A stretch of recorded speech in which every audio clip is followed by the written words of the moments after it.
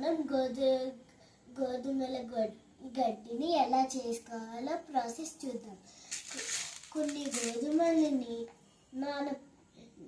బౌల్లో వేసుకొని నానబెట్టాలి.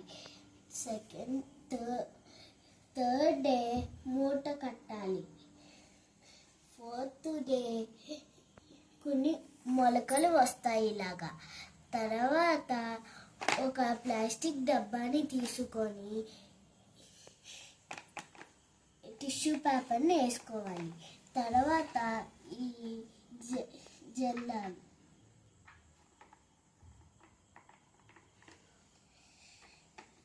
తర్వాత ఇంకో టిష్యూ పేపర్ని తీసుకొని